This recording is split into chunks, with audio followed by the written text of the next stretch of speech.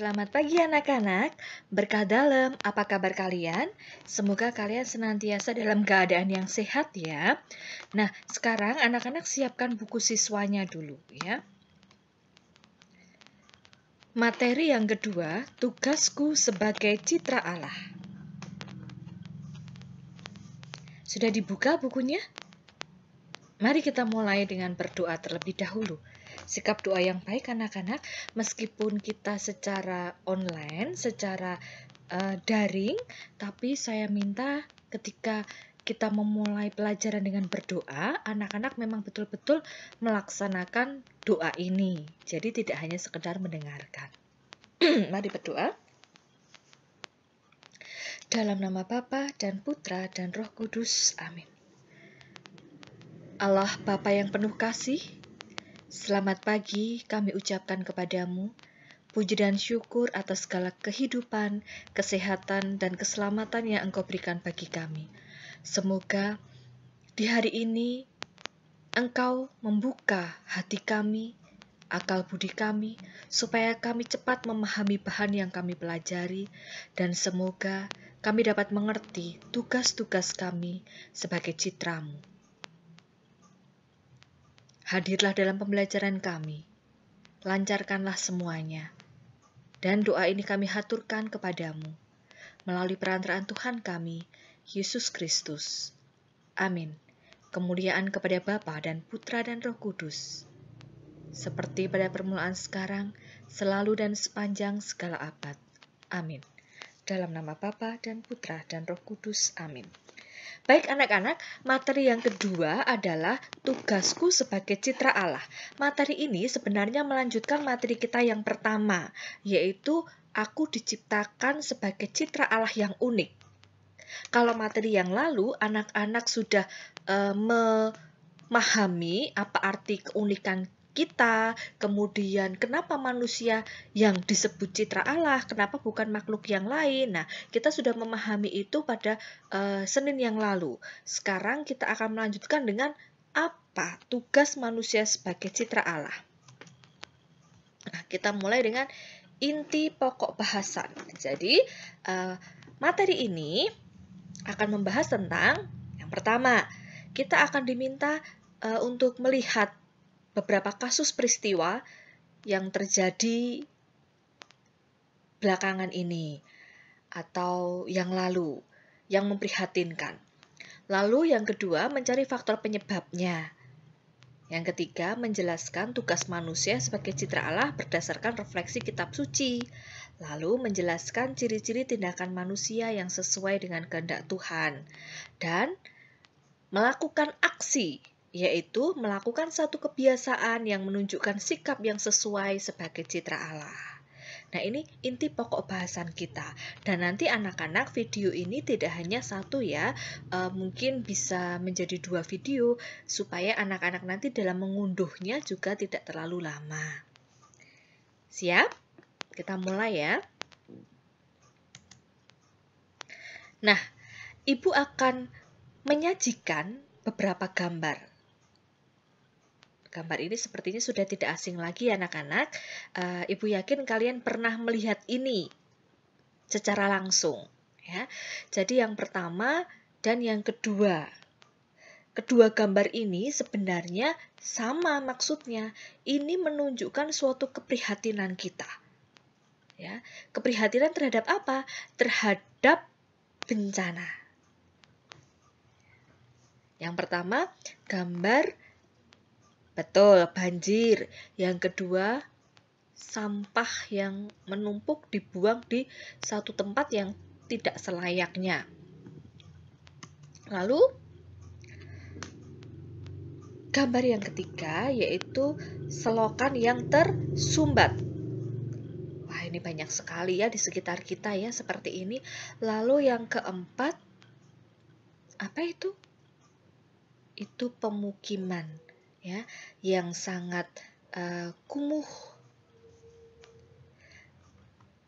Kedua gambar ini, baik gambar 1, 2 dan gambar 3, 4 menunjukkan apa? Nah, gambar-gambar tadi entah banjir, kemudian tumpukan sampah, kemudian selokan yang tersumbat, pemukiman yang kumuh, dan masih banyak gambar lain seperti tanah longsor, kelaparan, kepadatan penduduk. Nah, wabah penyakit seperti ini, seperti yang saat ini kita alami, pandemi seperti ini, sepertinya menjadi berita yang kerap kita dengar. Nah, rupanya keutuhan alam ciptaan Tuhan sudah mengalami kerusakan. Setiap tahun, berbagai jenis tumbuhan dan hewan masuk dalam daftar perlindungan hewan atau tumbuhan yang hampir punah. Kalian juga bisa merasakan bahwa perubahan musim saat ini tidak menentu. Dulu, ketika Bunita waktu sekolah dulu ketika diberi pelajaran, bulan ini sampai ini adalah bulan musim penghujan. Lalu bulan ini sampai ini musim kemarau. Tetapi sekarang seolah-olah musim tidak menentu. Bisa hujan, tiba-tiba panas, kemudian dalam musim panas tiba-tiba hujan. Lah ini ada perubahan iklim, perubahan musim juga. Lalu sekarang ini juga tempat tinggal burung sudah banyak yang hilang sehingga mereka bingung mencari tempat tinggal. Kualitas kesehatan manusia pun juga semakin berkurang, banyak penyakit baru juga banyak yang muncul karena berbagai sebab, bisa polusi, bisa limbah, dan apapun itu. Nah, sehingga alam ciptaan Tuhan ini seolah-olah berwajah ganda, berwajah dua. Di satu pihak manusia membutuhkan dan tergantung pada alam, tetapi di lain pihak juga menjadi ancaman bagi manusia. Nah, ini kesimpulan kita dari gambar yang tadi Ibu sajikan. Selanjutnya, unsur-unsur yang mendukung perusakan sumber daya alam. Jadi apa penyebabnya? Ada dua.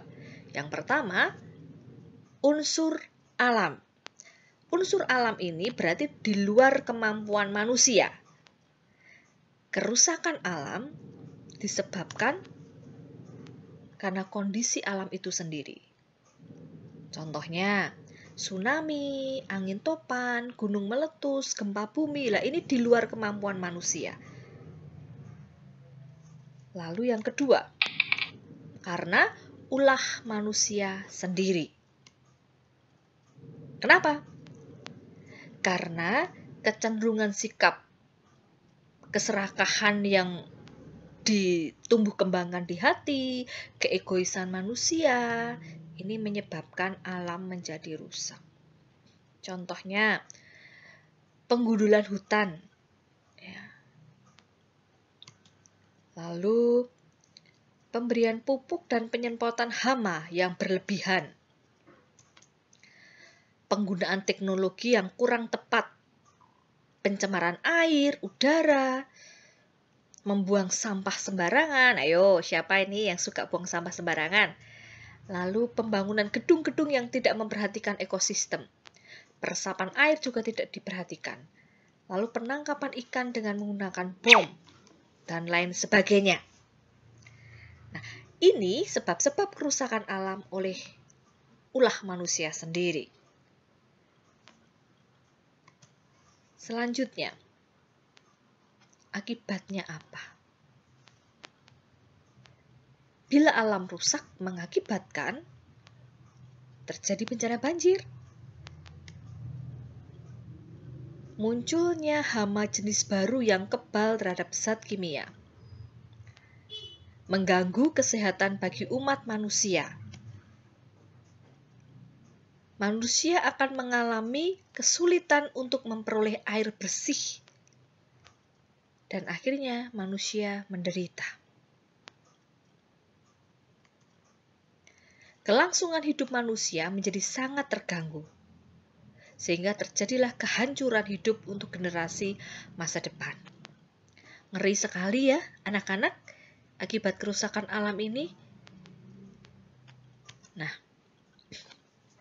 kita akan belajar apa sih sebenarnya maksud Tuhan.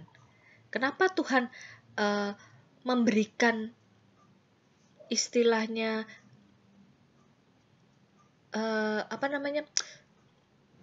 Nah, dalam kitab Kejadian di sini dijelaskan tentang keistimewaan manusia.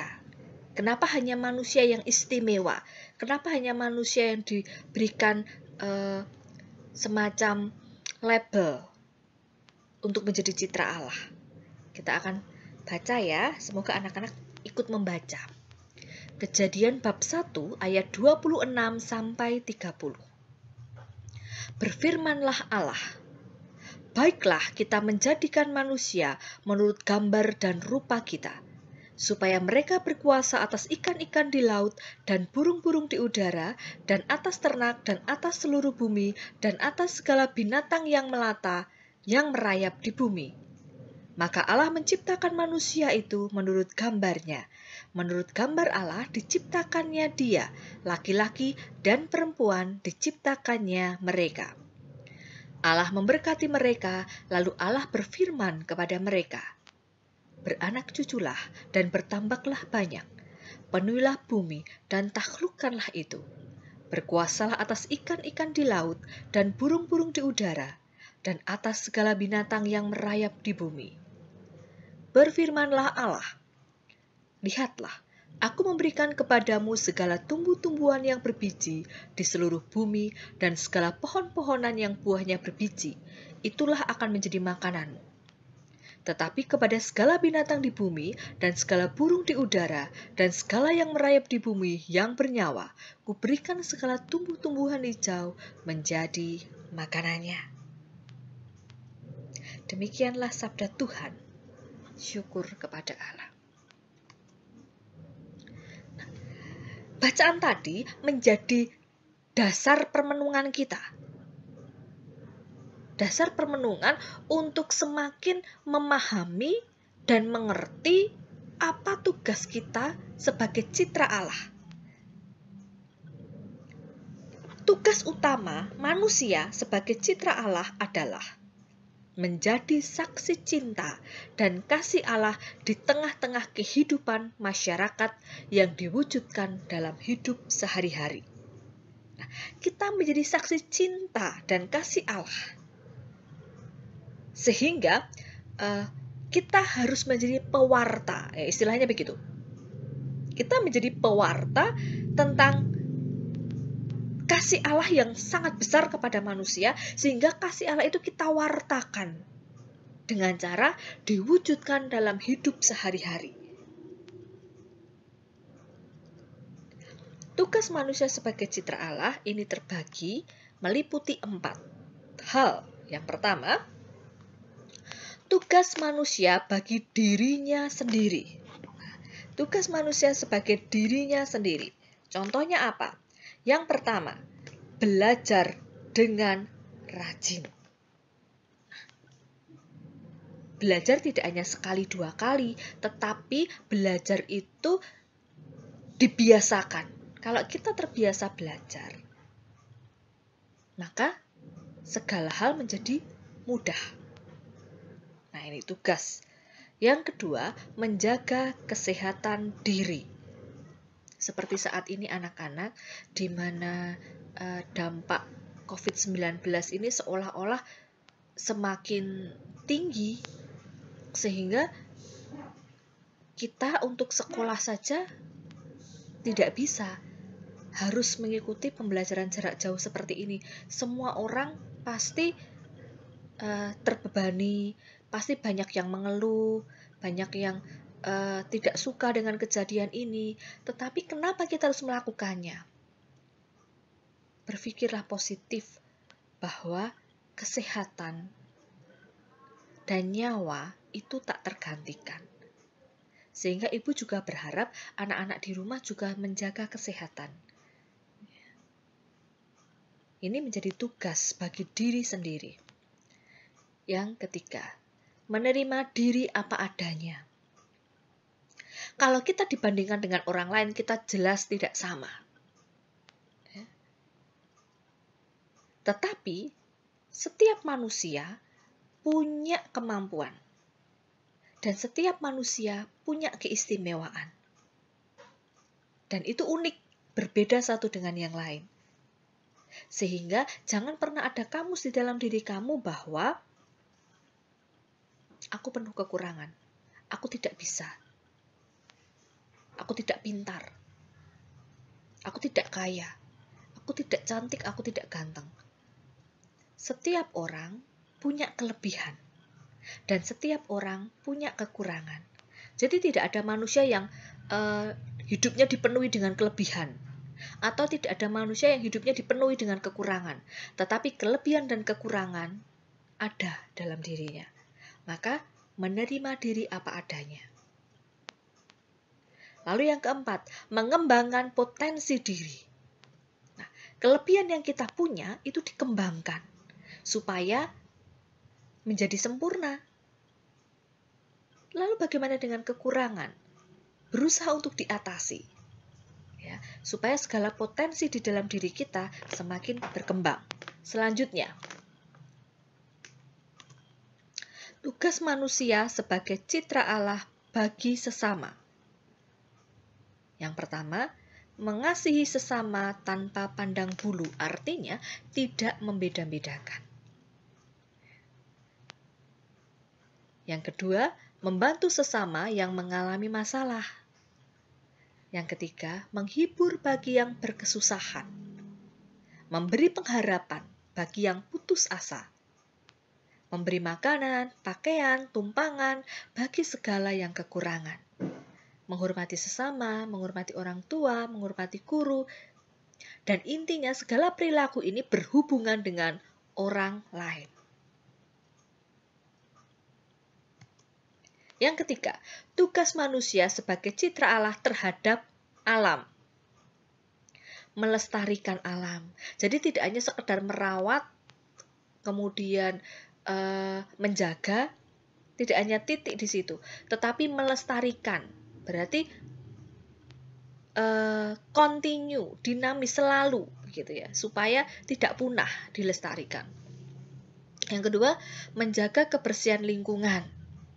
Minimal ya lingkungan di sekitar kamu, ya minimal lagi kamar kamu ya.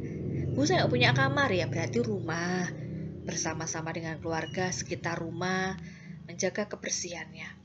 Merawat, menjaga, mempergunakan alam dengan benar, tidak sewenang-wenang.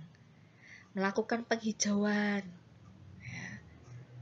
Apalagi Bu Nita sering lihat ini anak-anak sering di rumah ada yang punya hobi berkebun, ada yang punya hobi menggambar, ada yang punya hobi jualan online. Nah, lakukan hal-hal yang positif. Lalu membuang limbah dengan benar. Tugas manusia sebagai citra Allah, kita tadi sudah belajar yang pertama terhadap diri sendiri, sesama, alam. Lalu yang keempat apa? Tugas manusia sebagai citra Allah terhadap Allah. Pertama, mengenal, mengasihi, dan setia pada Allah. Kenapa? Karena Dia yang memberikan kita kehidupan, yang menciptakan kita. Yang kedua, melaksanakan kehendak Allah dalam hidup sehari-hari.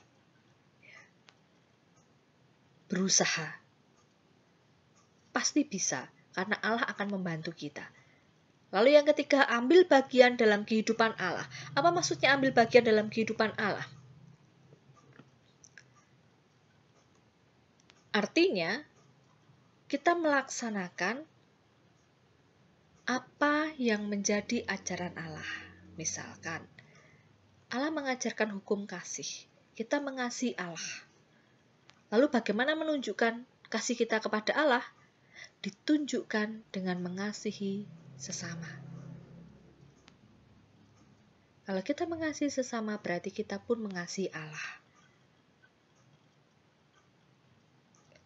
Dengan begitu, kita turut ambil bagian dalam kehidupan Allah.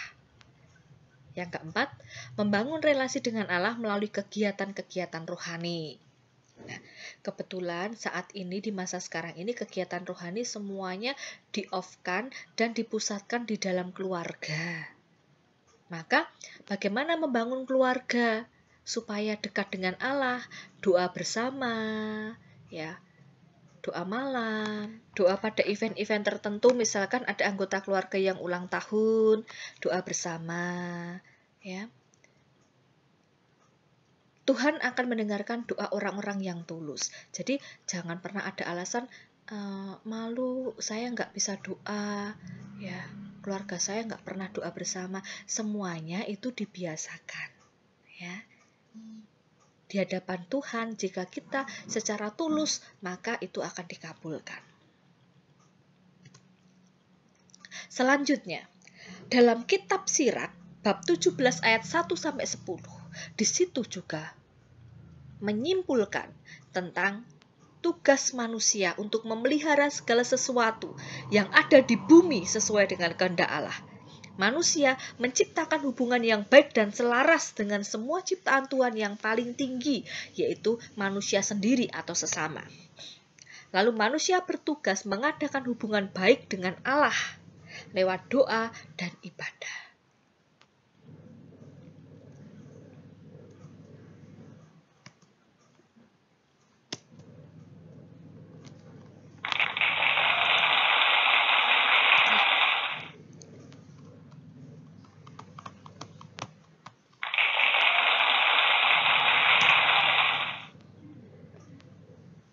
Nah, anak-anak, upaya-upaya ini untuk mengatasi kerusakan alam ini juga menjadi hal untuk ambil bagian dalam kehidupan Allah. Allah menciptakan alam, lalu manusia bertugas melestarikan alam. Maka dari itu, kita dapat melakukan hal-hal ini sebagai salah satu bukti yang menunjukkan bahwa kita setia pada Allah, kita mengasihi Allah. Ini contoh-contohnya.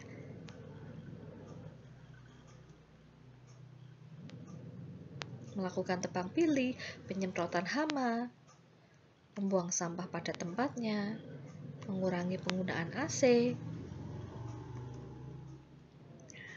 menggunakan teknologi dengan baik dan benar, sama seperti yang kita lakukan sekarang.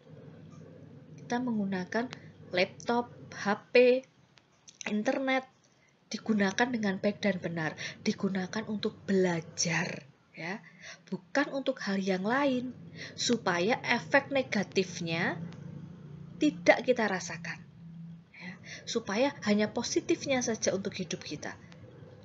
Nah, setelah belajarnya selesai, ya tidak dilanjutkan main game, ya tidak dilanjutkan untuk YouTubean ataupun melihat hal-hal yang tidak pantas untuk dilihat. Tetapi memang betul-betul menggunakan teknologi untuk sesuatu yang positif, benar, dan digunakan sebagai sarana kita belajar.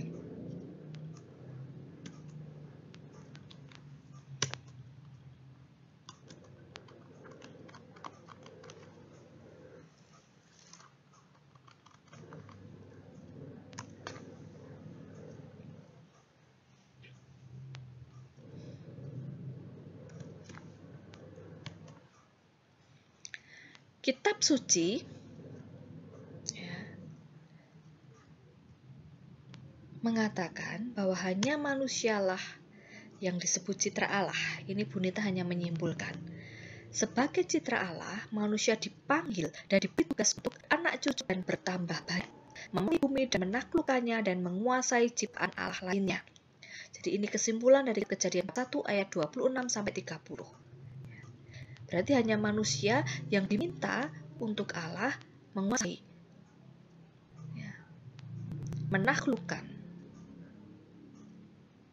dan menciptakan manusia baru, yaitu beranak cucu.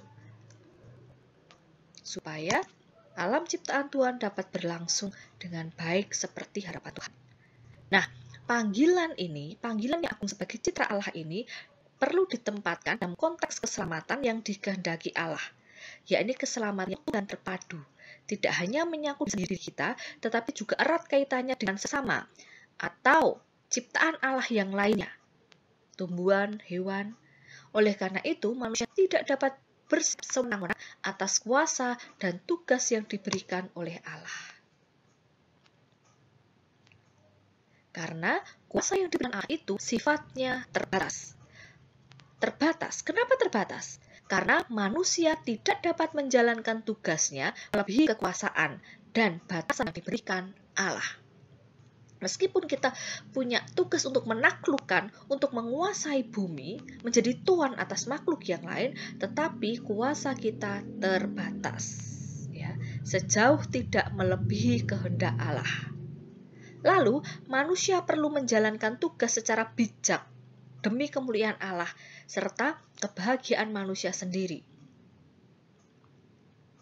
Maka, sesungguhnya egois, serakah, dan acuh tak acuh terhadap kerusakan ciptaan Tuhan menjadi musuh utama kita.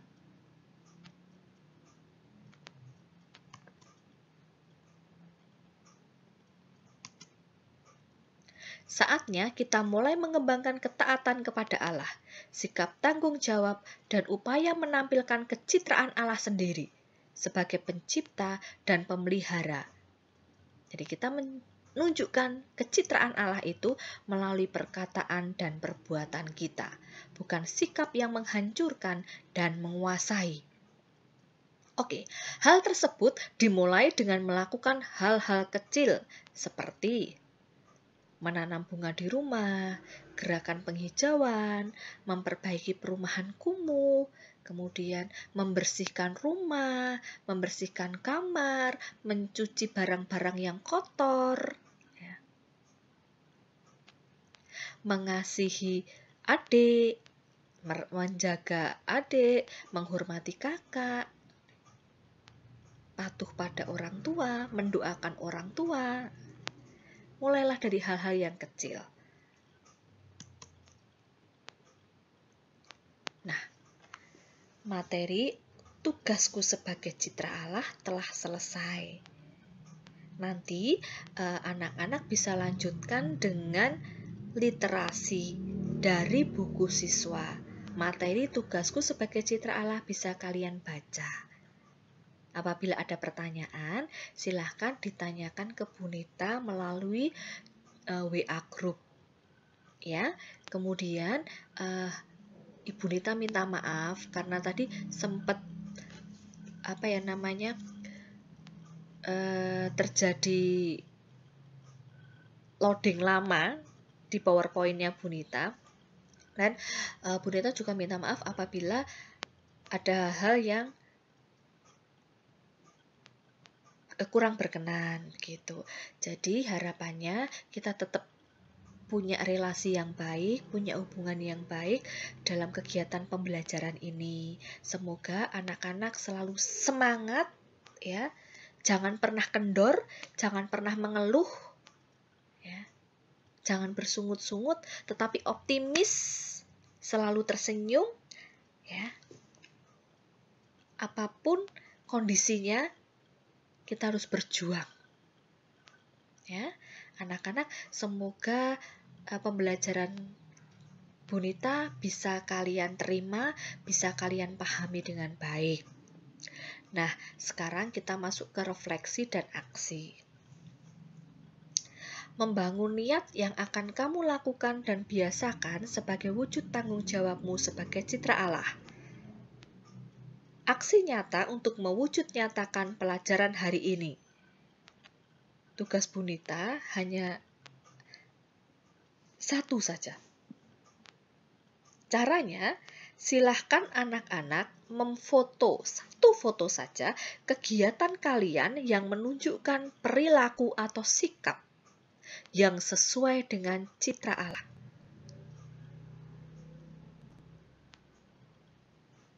Bagaimana Bu? Yang tadi sudah dijelaskan Bu Nita. Ya. Ada banyak sikap, ada banyak perilaku yang kita lakukan yang menunjukkan itu citra Allah. Lalu mengirim foto diri itu ke WA Group. supaya kita bisa saling memotivasi. Oh, itu fotonya Elo. Nah, jadi begitu ya anak-anak. Silahkan kalian dapat mengerjakan satu tugas Bunita ini dengan penuh sukacita. Mari kita tutup dengan doa. Terima kasih anak-anak atas kebersamaannya, sikap doa yang baik. Dalam nama Bapa dan Putra dan Roh Kudus. Amin. Bapa yang penuh kasih, kami sungguh bersyukur karena kebaikan dan kuasa-Mu yang senantiasa melindungi manusia. Bapa di surga, kami telah mengerti kenapa Engkau memilih kami sebagai citra-Mu. Dan kami semakin memahami apa tugas kami sebagai citra Allah. Kiranya ya Bapa, Engkau memberkati segala niat-niat baik kami untuk menunjukkan kecitraan itu dalam kehidupan kami sehari-hari. Dan kami juga mohon, berkatilah anak-anak kelas 7 SMP 8 yang saat ini belajar dari rumah masing-masing. Semoga mereka semakin Engkau beri kekuatan, sehingga dapat menunjukkan melalui perkataan dan perbuatan mereka, di mana hal itu menunjukkan dan menggambarkan bahwa mereka pantas dan siap untuk menjadi citra-Mu. Terima kasih ya Bapa. Segala doa ini kami haturkan melalui perantaraan Tuhan kami, Yesus Kristus. Amin. Terpujilah nama Tuhan Yesus, Santa Maria dan Santo Yosef untuk selama-lamanya. Amin. Dalam nama Bapa dan Putra dan Roh Kudus. Amin. Terima kasih anak-anak. Berkah dalam, sehat selalu. Tuhan memberkatimu. Anak-anak, berkah dalam. Salam kenal dari Ibu ya. Kita kan belum pernah bertatap muka, tapi Ibu ucapkan selamat karena kalian sudah menjadi siswa-siswi SMP Negeri 8 Surakarta. Kita harus tetap bersyukur meskipun harus dengan pembelajaran secara daring. Nama Ibu Francisca Nita Purwaningsih, mengampu pendidikan agama Katolik dan budi pekerti. Kalian bisa memanggil Ibu dengan nama Bunita. Ibu tinggal di Jagalan. Nanti kalau kita sudah bisa bertatap muka, kita bisa kenalan ya lebih lanjut. Karena pepatah mengatakan, tak kenal maka tak sayang. Nah, anak-anak yang hebat, kita akan segera memulai pembelajaran kita kali ini. Namun, kita mulai dengan berdoa terlebih dulu ya. Sikap doa yang baik anak-anak. Dalam nama Bapa dan Putra dan Roh Kudus. Amin. Allah Bapa yang penuh kasih, sungguh kami bersyukur di masa sekarang ini. Selalu berterima kasih hanya kepadamu, karena Engkau senantiasa memberikan kesehatan bagi kami. Ya Bapa, mampukanlah kami untuk selalu belajar di tengah-tengah keprihatinan yang terjadi dalam negara ini. Bantulah putra-putrimu yang saat ini sedang belajar dari rumah masing-masing untuk mampu mengerti dan memahami makna ajaranmu, di mana Engkau telah mengutus kami untuk menjadi citramu. Semoga kami dapat mengerti seluruh ajaranmu. Terima kasih ya Bapa. Doa ini kami sampaikan melalui perantaraan Tuhan kami, Yesus Kristus. Amin. Dalam nama Bapa dan Putra dan Roh Kudus. Amin. Untuk pertemuan pertama, materi kita adalah memahami keunikan diri sebagai citra Allah.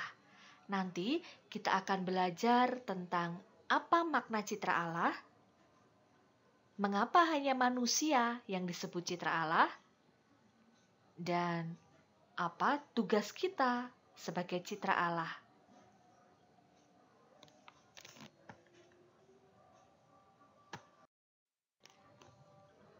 Nah, pertama-tama perhatikan gambar berikut ini.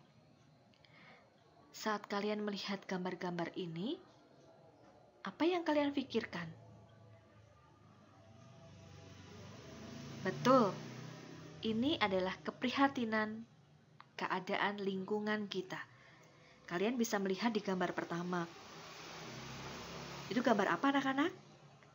Iya, itu gambar banjir. Sepertinya sudah menjadi makanan sehari-hari ya. Di gambar kedua ada gambar tumpukan sampah. Tumpukan sampah sering kita lihat setiap hari. Selanjutnya, kalian bisa lihat tumpukan sampah tersebut akhirnya menyumbat selokan. Nah, itulah yang menyebabkan banyak sekali kerusakan-kerusakan lingkungan. Lalu gambar yang terakhir, apa itu anak-anak? Kepadatan penduduk.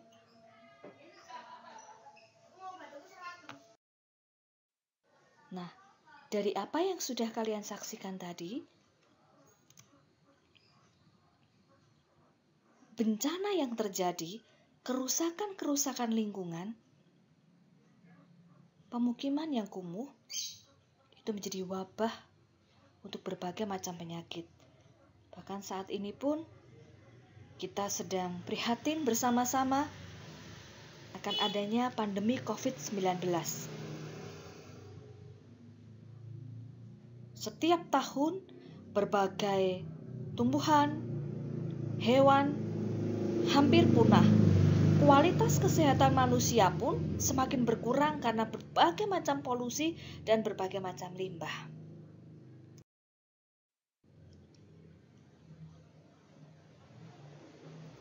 Gambar-gambar tadi adalah sedikit dari sekian banyak kerusakan lingkungan yang sudah sedemikian parahnya. Di satu pihak, sebenarnya manusia itu sangat tergantung dan membutuhkan alam.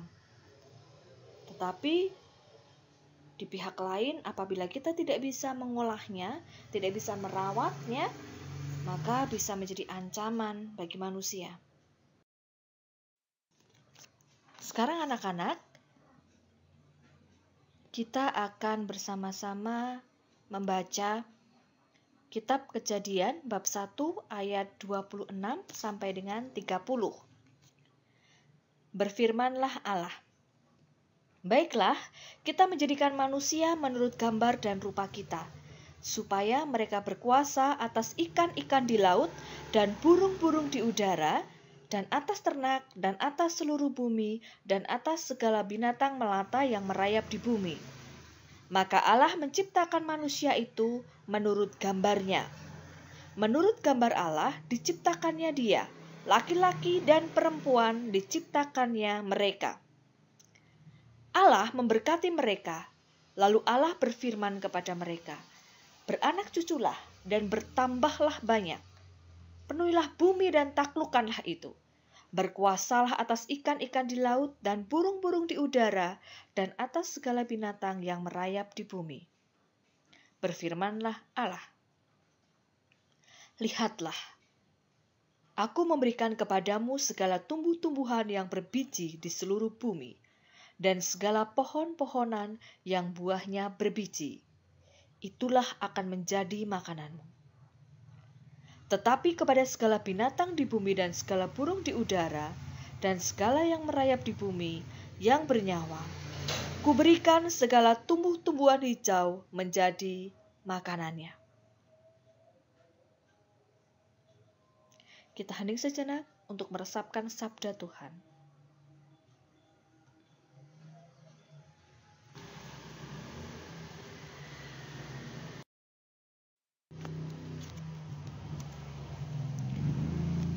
Dalam kitab suci, sungguh jelas sekali bahwa Tuhan menempatkan manusia berbeda dengan makhluk lainnya. Manusia mempunyai martabat, sehingga manusialah yang disebut sebagai citra Allah. Dalam bacaan tadi, manusia sebagai citra Allah itu itu dipanggil, diutus oleh Tuhan, diberi tugas untuk beranak cucu, bertambah banyak, memenuhi bumi dengan adanya kelahiran-kelahiran bayi-bayi, lalu nantinya diminta untuk menaklukkan bumi dan menguasai bumi. Menguasai di sini bukan berarti menghabiskan, bukan berarti punya kekuasaan yang lebih. Namun, manusia harus tetap melestarikan demi untuk kelangsungan hidup manusia itu sendiri.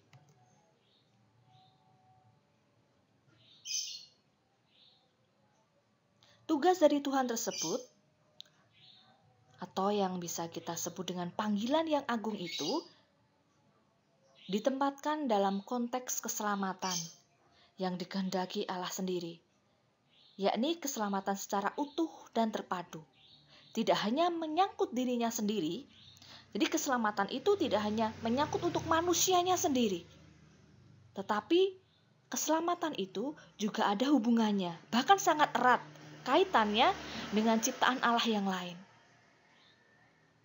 Jadi manusia selamat tidak untuk dirinya sendiri, melainkan juga berkaitan dengan ciptaan-ciptaan yang lain. Oleh karena itu, manusia tidak dapat bersikap sewenang-wenang atas segala kuasa dan tugas yang sudah diberikan Tuhan kepada manusia. Kuasa yang diberikan Tuhan kepada manusia itu sifatnya terbatas. Ibu ulang ya, sifatnya terbatas. Manusia tidak dapat menjalankan tugas tersebut melebihi kekuasaan Allah. Nah, batasnya apa? Batasnya adalah tidak boleh melebihi atau tidak boleh melanggar, sejauh tidak boleh melanggar kehendak Allah. Manusia harus dengan bijak melaksanakan tugas tersebut. Karena seperti yang Ibu bilang tadi, kebahagiaan manusia juga berkaitan erat dengan keutuhan lingkungan, keselamatan makhluk-makhluk yang lain. Maka segala sikap egois, serakah, acuh tak acuh dapat membuat lingkungan kita menjadi rusak.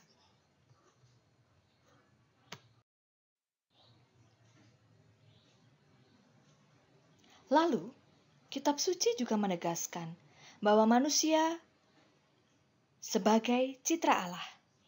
Apa sih citra Allah itu? Citra itu gambaran, ya. Sehingga arti citra Allah itu manusia serupa dan segambar dengan Allah. Serupa dan segambar anak-anak. Serupa dan segambar bukan berarti sama dengan Allah. Namun, kita dipilih Allah untuk mempunyai sifat-sifat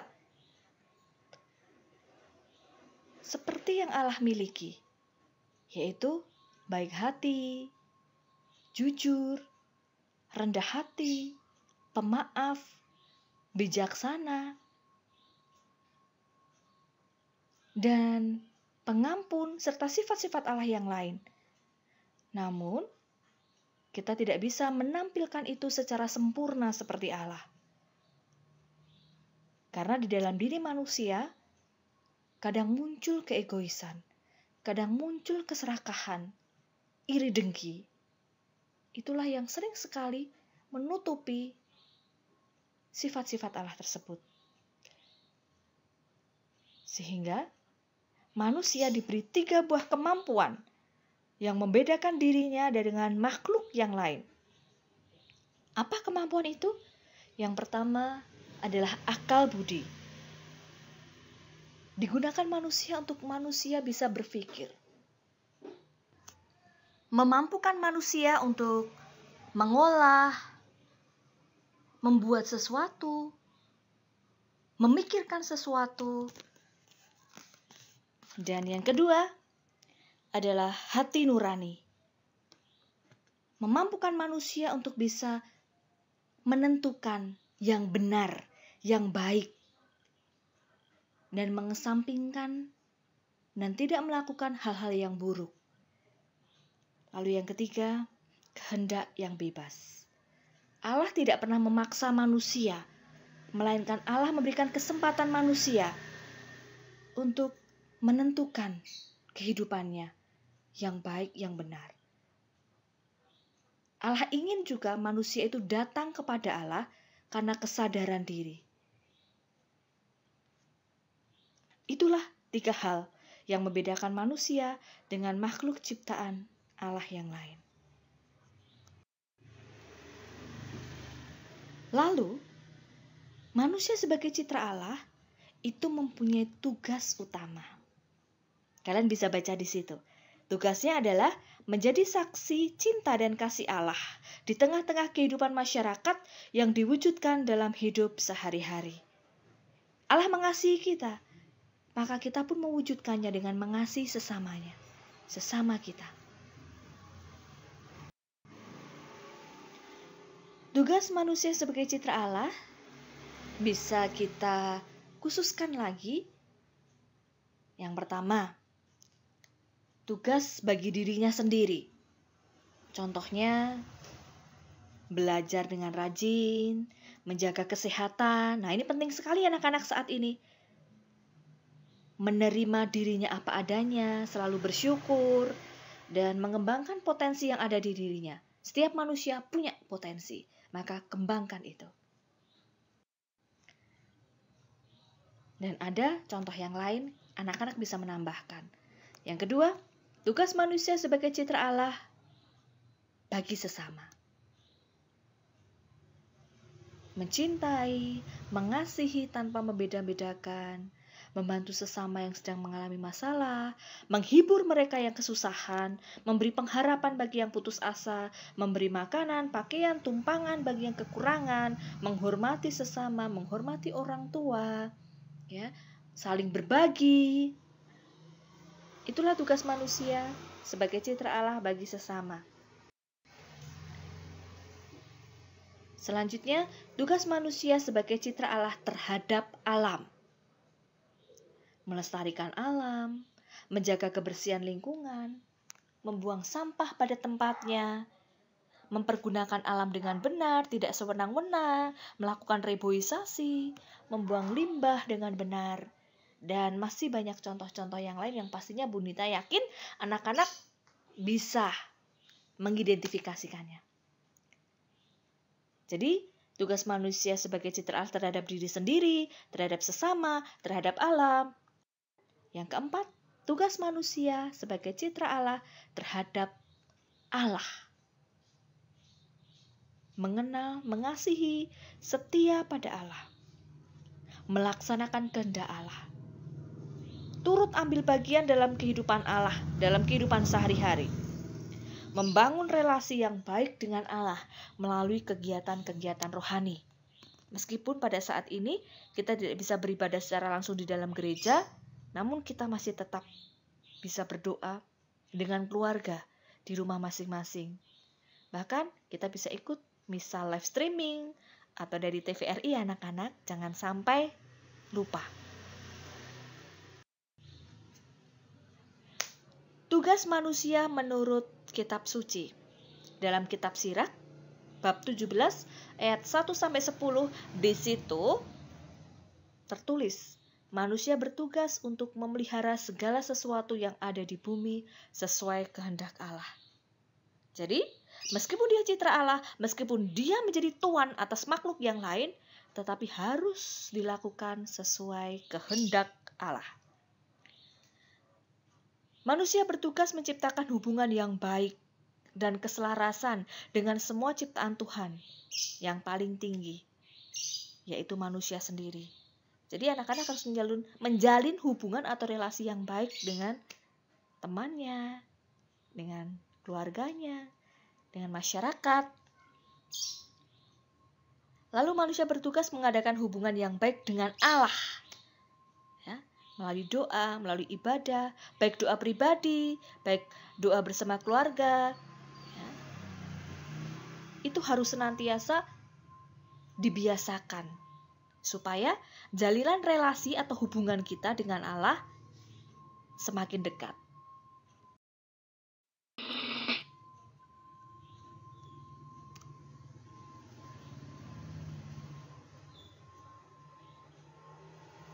Nah, anak-anak, dengan begitu segala hal yang tertulis di sini, segala kerusakan alam tidak akan terjadi. Kerusakan alam itu sebenarnya ada dua unsur. Karena unsur alam sendiri, artinya kerusakan ini terjadi di luar kemampuan manusia. Contohnya, angin topan, tsunami, gunung meletus, gempa bumi, ini semua terjadi di luar kemampuan manusia. Ya, ini yang disebut dengan unsur alam, adanya ketidakselarasan. Selanjutnya, kerusakan oleh ulah manusia disebabkan karena kerakusan, keserakahan yang dilakukan manusia. Contohnya sudah Ibu tuliskan. Nah, kalian bisa baca satu-satu ya. Sekarang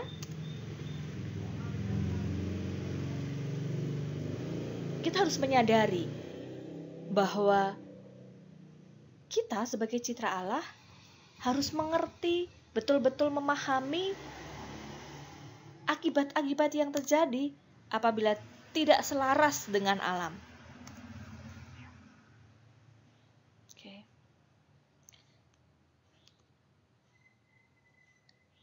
Terjadi keprihatinan-keprihatinan seperti yang digambar di depan tadi.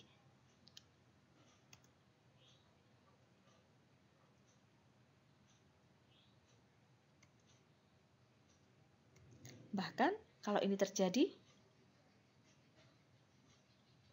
siapa yang akan dirugikan? Pasti kita.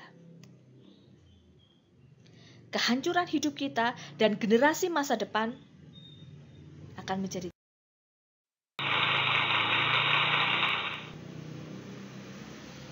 Mari kita bersama-sama mengusahakan untuk mengatasi kerusakan-kerusakan alam. Apa yang bisa kita lakukan, anak-anak? Banyak hal yang bisa kita lakukan. Nih, tebang pilih, reboisasi, penyemprotan hama, kebersihan lingkungan rumah, ya, membuang sampah pada tempatnya, mengurangi global warming, ya, pengurangan AC, pembangunan yang memperhatikan lingkungan, ada serapan, ya. Kemudian menggunakan teknologi secara baik dan benar. Ada beberapa upaya-upaya untuk mengatasi kerusakan alam.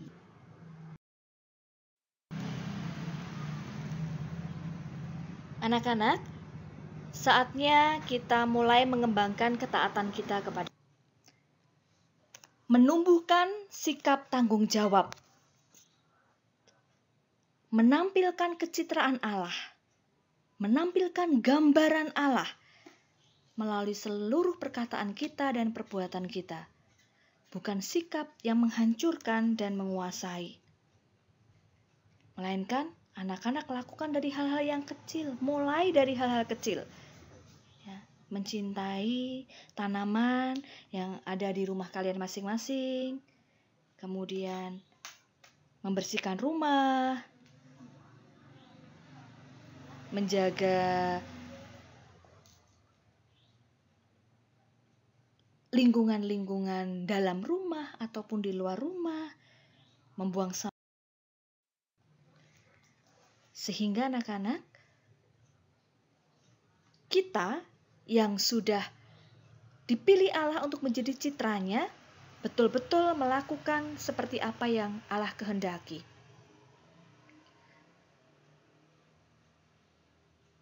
Keserupaan kita dengan Allah betul-betul kita wujudkan dalam tindakan kita sehari-hari. Nah, anak-anak, semoga apa yang Ibu sampaikan melalui materi kali ini, anak-anak bisa memahaminya. Dan setelah kalian memahami materi ini, cobalah untuk berefleksi. Cobalah anak-anak untuk tenang, cobalah untuk berpikir, cobalah untuk mengendapkan. Ya. Lalu munculkanlah niat yang akan anak-anak lakukan sebagai wujud tanggung jawabmu sebagai citra Allah. Apa yang akan anak-anak lakukan? Tunjukkan ini dalam aksi nyata untuk mewujud nyatakan pelajaran hari ini. Nah, aksi nyata itu nanti anak-anak bisa kirimkan lewat foto untuk nilai keterampilan. 1 foto saja. Apa sih aksi nyata kamu untuk menunjukkan tanggung jawab kamu sebagai citra Allah? Contohnya, foto kalian merawat lingkungan, atau foto kalian menunjukkan kepedulian dengan keluarga. Itu nanti 1 foto saja anak-anak kirimkan melalui WA group kita. Nah, setelah materi ini selesai, ada tes tertulis anak-anak. Bentuknya multiple choice, kalian tinggal memilih aja. Setelah ini di bawahnya ada Google Form. Kalian klik saja dan Ibu ingin tahu sejauh mana kalian mengerti materi yang sudah Ibu sampaikan. Nanti Ibu bisa tahu kalian sudah paham atau belum. Ada 10 soal pilihan ganda. Silakan anak-anak kerjakan melalui form di bawah materi. Terima kasih anak-anak. Dan mari kita tutup dengan berdoa. Dalam nama Bapa dan Putra dan Roh Kudus, amin. Allah Bapa di surga, kami sungguh-sungguh bersyukur kepadamu karena Engkau telah ciptakan kami, karena Engkau telah percayakan kami untuk menjadi citramu. Kiranya ya Bapa, Engkau beri kekuatan kepada kami, supaya kami senantiasa mampu menjaga panggilan hidup kami sebagai citra Allah, dan betul-betul mampu kami wujudkan dalam kehidupan kami sehari-hari. Jauhkanlah kami dari segala macam godaan yang melemahkan semangat kami. Doa ini Bapa, kami sampaikan kepadamu melalui perantaraan Tuhan kami, Yesus Kristus. Amin. Kemuliaan kepada Bapa dan Putra dan Roh Kudus, seperti pada permulaan sekarang, selalu, dan sepanjang segala abad. Amin. Dalam nama Bapa dan Putra dan Roh Kudus. Amin.